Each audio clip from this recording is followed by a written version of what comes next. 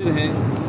ان شہزادوں کا نام ہے، ایک کا نام حضرت عون بن عبداللہ بن جعفر بن ابی طالب اور دوسرے شہزادے حضرت محمد بن عبداللہ بن جعفر بن ابی طالب رضوان اللہ تعالی علیہم اجمعین۔ یہ دونوں شہزادے اہل بیت کے وہ چشم و چراغ جو کاروان اہل بیت میں امام حسین کی معیت میں تھے۔ والدہ کی نسبت سے آپ کی والدہ حضرت زینب بنت علی رضی اللہ تعالی عنہما، آپ حضرت امام حسین کی بہن ہیں حضرت زینب، ان کے یہ دونوں شہزادے ہیں۔ بہت ہی کم عمر، یعنی اختلاف روایت 6-7 سال کی عمر تھی کہ یہ بھی خیمے میں موجود تھے جب جوان یکے بعد دیگر شہادت کے جام نوش کر رہے تھے۔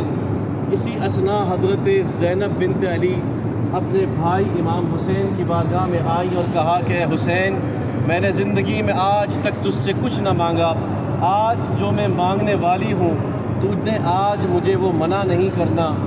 اور پھر حضرت امام حسین نے کہا کہ اس وقت تنِ تنہا خیمہ بیابان میں تجھے کیا ہی دے سکتا ہوں میری بہن، پھر بھی تو بول تجھے کیا چاہیے، جو تجھ کہے گی تیرا بھائی وہ تجھے دے گا۔ تو آپ نے فرمایا کہ میں آج اپنے بیٹے تجھ پر قربان کرنا چاہتی ہوں، اس سے تو منع نہ کرنا۔ اور اس طرح بہت اصرار کے بعد حضرت امام حسین نے ان دونوں شہزادوں کو بھی اجازت دی۔ اب آپ بتائیے کہ 6-7 برس کی عمر کیا عمر ہوتی ہے؟